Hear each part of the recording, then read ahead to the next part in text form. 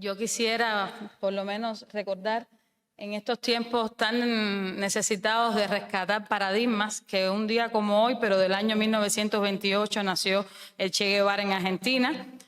Y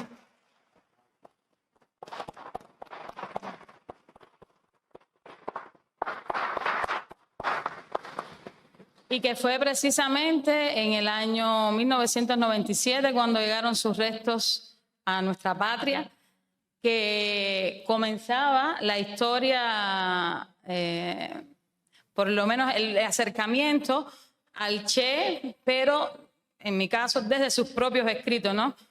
Teníamos la suerte que en ese año también se celebró el Festival Mundial de la Juventud y los Estudiantes en La Habana y se publicaron una serie de discursos sobre el Che. Y bueno, realmente ese compromiso con la humanidad y de la lucha contra el imperialismo, que es en definitiva hilo conductor de este seminario que nos reúne acá en Caracas, con ese espíritu, bueno, quisiera compartir algunas ideas con ustedes. Voy a comentarles, es decir, sobre la resistencia, pero más allá, como nos convocara el seminario, más allá de las fronteras de Palestina. Y es el caso quizás que ahora mismo está siendo más tratado por el impacto que tiene, es el caso de la agrupación Hezbollah en el Líbano. Realmente es como decimos, es un acontecimiento que está en constante desarrollo, ¿verdad? Entonces, no tenemos la varita, la bola mágica para decir qué va a pasar en el futuro, pero como hemos, de alguna manera, visto en los paneles anteriores, a pesar de todas las dificultades, a pesar de la tristeza con la cual uno se acerca a esta problemática, realmente siempre tenemos la resistencia al sionismo, en este caso, es fundamental. Y el análisis, el acercamiento, el debate en torno a esto, bueno, creo que es esencial. Comienzo con una cita. En el Medio Oriente vemos cada día aclararse más la situación en razón de la lucha feroz del pueblo palestino. Creemos que el elemento esencial en el Medio Oriente es la lucha del pueblo palestino y debemos decir que cualesquiera sean las circunstancias próximas o lejanas, es ya imposible destruir la resistencia palestina. Y esta resistencia constituye un elemento fundamental en la lucha contra el imperialismo. Parecería que estas palabras, al referirse a la tenacidad del pueblo palestino, pronunciadas por Amílcar Cabral, el líder de la independencia de Guinea-Bissau y Cabo Verde, en una intervención realizada ante los integrantes del secretariado de la ya extinta Organización de Solidaridad de los Pueblos de Asia, África y América Latina, la OSPAL, en ocasión de su visita a Cuba a fines de julio de 1970, fueron expresadas hoy. Y es que la resistencia palestina se ha convertido en el eje de la lucha contra el imperialismo y el sionismo como expresión regional del mismo. Al igual que sucede con otros procesos de la historia contemporánea, el caso palestino debe estudiarse dentro de una problemática regional, ya hablaba mi camarada de Venezuela, aprendiendo de las experiencias anteriores de colonialismo y resistencia, de tal manera que nos permitan distinguir las regularidades del proceso histórico que allí se manifiestan. Por esta razón creemos que es importante entender cómo y por qué Hezbollah en el Líbano se ha convertido en clave fundamental de esta resistencia, ya que a pesar de las diferencias confesionales, tienen un enemigo común, el sionismo. El surgimiento de Hezbollah, Partido de Dios, es consecuencia del conflicto árabe-israelí. Tanto Hamas como Hezbollah surgieron para neutralizar la ocupación de los territorios árabes. Este es un elemento de vital importancia y que lo distingue de otros grupos islamistas en la región. Otro aspecto sustantivo en común de estas dos organizaciones es que surgieron donde el nacionalismo laico árabe fracasó en el enfrentamiento a Israel. Las condiciones políticas existentes tanto en el Líbano como en los territorios ocupados de Palestina, enfatizando lo que ya se había venido diciendo acá, han permitido que estos grupos no son solo parte de la resistencia armada, sino que también tengan representación política. Un antecedente de esta vinculación, de la vinculación de estos grupos, los encontramos desde la década del 90, cuando miembros de Hamás fueron deportados de Israel al Líbano. En territorio libanés, los miembros de Hamás recibieron entrenamiento por parte de Hezbollah, así como apoyo financiero de Irán. Durante el actual siglo, la conflictividad latente de Israel y la ocupación de los territorios han causado las respuestas de estas dos agrupaciones. En este sentido, a inicios del siglo XXI, atacó la frontera norte de Israel, Hezbollah, como respuesta a los ataques sionistas a los palestinos. En 2006, cuando Hamás gana las elecciones, Israel rápidamente puso en condiciones al gobierno electo. En su lógica colonialista, el régimen de Tel Aviv, intentando frenar a Hamás, comenzó la detención de los líderes elegidos en Jerusalén Oriental y Cisjordania, conjuntamente con el asedio a Gaza. Ya se ha hablado aquí del bloqueo a Gaza, ¿no? Y que constituía, Ana Cristina se refería a ello, ¿no? La cárcel a cielo abierto más grande del mundo. La respuesta de Hamás a esta desmedida reacción israelí fue la muerte de 2 soldados y el secuestro de un tercero en junio del año 2006. Ante esto, el sionismo desencadenó la operación Lluvia de Verano. Y en julio de ese propio año, Hezbollah, como muestra de resistencia, actuó en la frontera norte de Israel con un saldo de 3 soldados muertos y 2 capturados. Esto pudiera ser considerado como un acto de solidaridad y muestra de que la cuestión palestina es la médula de la resistencia en el Medio Oriente.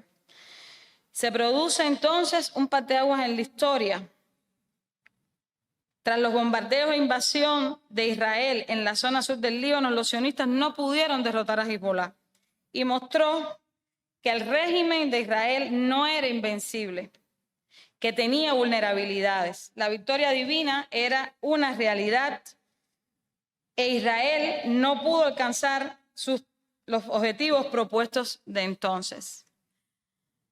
Es así que cuando Hamás declara la victoria divina, después de sobrevivir a la operación Plomo Fundido en el invierno de 2008-2009, conocida en el campamento de refugiados palestinos de Jabalilla, en el norte de Gaza, como la Muraca, contribuyó a que Israel entrara en un nuevo momento en el cual ya no podía ganar en los términos tradicionales.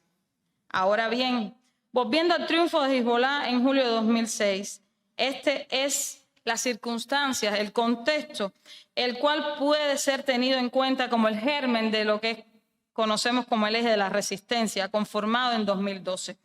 La participación en la defensa de Siria, que desde el año 2011 era víctima de una guerra planificada y ejecutada por el imperialismo, y el apoyo decidido a la causa palestina, pueden ser considerados como parte de los objetivos de este eje. A esto se le sumaba el enfrentamiento a la hegemonía de Occidente, particularmente de Estados Unidos, el combate contra el sionismo y sus constantes acciones desestabilizadoras y su actitud colonialista y discriminatoria hacia los palestinos. Así como el combate contra las organizaciones terroristas que han causado numerosos estragos en los países de la región cuyos nexos con Occidente han sido estudiados ampliamente. Asimismo, Irán manifestó que el eje de la resistencia es Palestina y no es negociable.